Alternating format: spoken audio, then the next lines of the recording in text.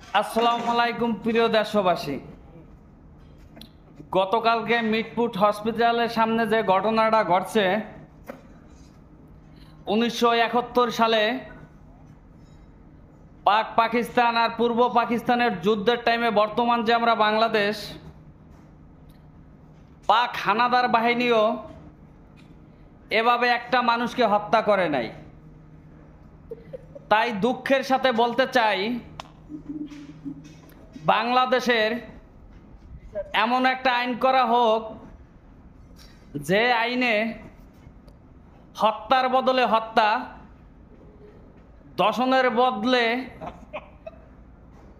আফগানিস্তানে যেভাবে ঝুলিয়ে মারা হয়, ওভাবে যে জনসম্মুখে ঝুলিয়ে মারা হয়।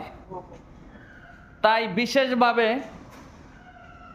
বাংলাদেশ গভর্নমেন্টকে অনুরোধ জানাচ্ছি, দয়া করে আমাদের মতো খেটে খাওয়া মানুষ এবং আম জনতাকে একটু আপনারা স্বস্তি দিন। এ দেশের একটা চিন্তা করেন, বাংলাদেশ আর সিঙ্গাপুর কত বছর আগে পরে স্বাধীন হয়েছে। সিঙ্গাপুর আজকে বিশ্বের ভিতরে মাথা তোলা করা একটা দেশ, আর আমরা বাংলাদেশ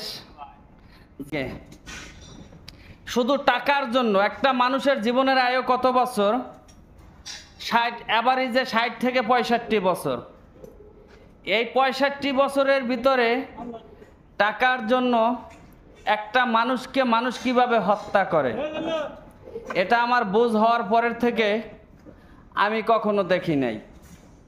তাই দুঃখের সাথে বলছি, এভাবে দেশ চলতে পারে না। এই দেশ সোনার বাংলাদেশ মুখী বললে হবে না। এই সোনার দেশে সোনার ফসল আছে, সোনার খনি আছে। তাই সবার আগে সোনার বাংলাদেশ করতে হলে সবার আগে প্রতিটা মানুষের নৈতিকতা চেঞ্জ করতে হবে। আপনার যদি নীতি ঠিক না থাকে, সে দেশ কখনো 2, 4, 5 জন ইমানদার ব্যক্তি দিয়া একটা দেশ কখনো চালান যায় না। তাই সবার আগে সকল জনগণের নৈতিকতা চেঞ্জ করতে হবে।